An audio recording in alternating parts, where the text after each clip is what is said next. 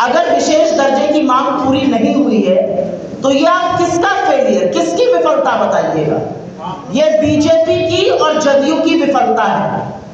और इसलिए विफलता है क्योंकि आपके डीएनए पर सवाल उठाने वाले के साथ चलिए आप खड़े हैं, वो आपकी आउटलुक है, वो आपकी राजनीति है। लेकिन बिहार के लिए तो स्पेशल पैकेज मांग लेते, बिहार के लिए तो विशेष दर्जा मांग लेते। आज असलियत यह है कि नरेंद्र मोदी को इस देश ने 240 पर लाकर खड़ा कर दिया। वो दो बैसाखियों के सहारे हैं, एक उनकी बैसाखी नीतीश जी है और दूसरी चंद्रबाबू नायडू है। अगर नीतीश जी चाहते तो बिहार के लिए बहुत कुछ कर सकते थे। मोदी जी का सर्वाइवल उनके घटक दल पर है, लेकिन आपको विशेष राज्य का दर्जा नहीं मिला। तो सवाल तो उनसे पूछे जाएंगे जो सत्ता में है, सत्ताधारियों के साथ हैं और 1-2 साल से नहीं 2 दशकों से 20 साल से मुख्यमंत्री हैं। बिहार को अगर दर्जा नहीं मिला तो ये किसका फेलियर है?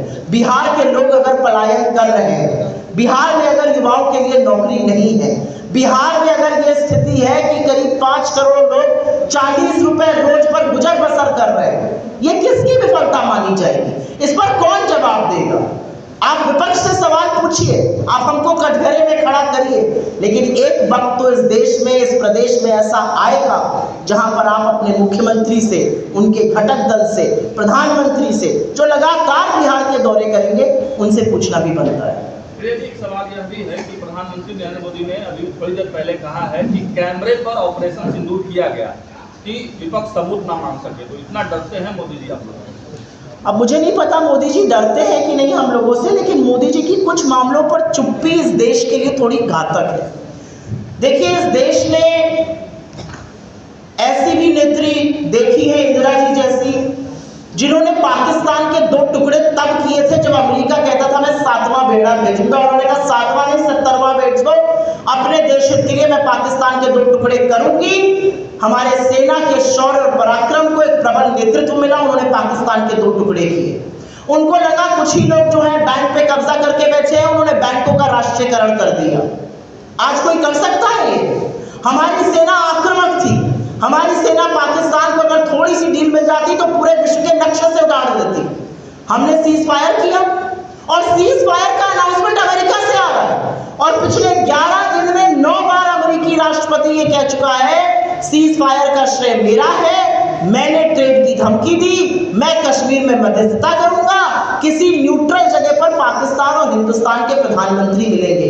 जिस कंगले पाकिस्तान का नाम हमारे साथ नहीं लिया जाता था, आज हमको समकक्ष लाके खड़ा कर रहे हैं।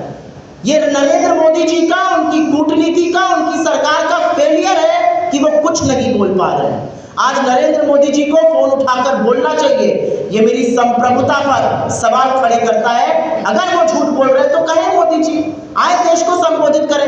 नरेंद्र मोदी जी 8 बजे देश को संबोधित करने आ रहे थे, पौन घंटे पहले सुबह के 6 बजे अमेरिकी राष्ट्रपति ने बयान दे दिया टीवी पर, मैंने सीज फायर कराया। कैसे ऐसे हो गया? हमारे देश की संप्रभुता पर कोई ललकार रहा है और इस देश का प्रधानमंत्री बिल्कुल उस पर चुप है, उस पर कोई बातें नहीं कर रहे हैं। मोदी जी का प्रचार नहीं थम रहा है, उनका लाइट कैमरा एक्शन चालू है, उनका रोड शो चालू है, उनकी रैली चालू है, वो कुछ नहीं थम रहा है। तो ये किसका विफलता है? कौन सवाल पूछेगा? कांग्रेस के सीज फायर के खिलाफ है, क्या कांग्रेस जंग के आगे थी?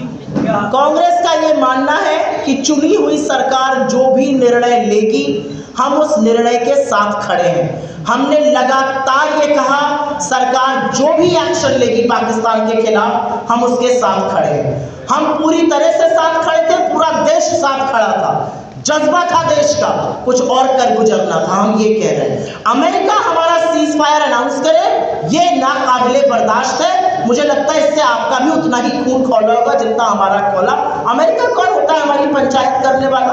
अमेरिका की क्या हैसियत की बोले कि सीज फायर करा दिया? अगर अमेरिकी 28 नागरिक मारे गए होते तो क्या डोनाल्ड ट्रंप सीज फायर कराते? सवाल इस बात का है। नीतीश कुमार 500 रुपए महिलाओं को नहीं दे पाए 20 साल में, 2500 रुपए आप लोग कैसे दे पाएंगे? कहां से? क्योंकि नीतीश कुमार जी की नियत नहीं थी पैसा देने की। नीतीश कुमार जी की नियत इसलिए नहीं थी क्योंकि उनको लगा कि वो बिहार को बातों की जलेबी में उलझाए रहेंगे और वही उन्होंने किया। अगर आपकी नियत होती है तो इंटरनल एक्रूवल से, बजट से आप वो पैसा निकाल सकते हैं। और ये कोई खैरात नहीं है, आपके हाथ में ज्यादा पैसा आएगा, आप उस पैसे को खर्च करिएगा। आप साबुन, तेल, कंघी, अनाज यही खरीदिएगा। जितना आप खरीदिएगा कंपनियां उतना बनाएंगी, जितना कंपनियां बनाएंगी उतना ज्यादा निवेश करना पड़ेगा, जितना ज्यादा निवेश करना पड़ेगा उतने ज्यादा लोगों को रोजगार मिलेगा, जितने ज्यादा लोगों को रोजगार मिलेगा उनके हाथ में उतना ज्यादा पैसा आएगा। इसको वर्चुअस साइकिल ऑफ इकोनॉमी कहा गया है। नीतीश कुमार जी की नियत नहीं थी इसलिए वो नहीं कर पाए। 20 साल में मुझे सिर्फ एक बात बता दीजिए और मैं चली जाऊंगी यहां से। नीतीश कुमार जी ने 20 साल में एक क्रांतिकारी निर्णय बिहार के लिए अगर लिया हो और उससे बिहार का चेहरा बदल गया हो तो उसकी जरूर चर्चा करनी चाहिए। बहुत धन्यवाद आप लोगों का।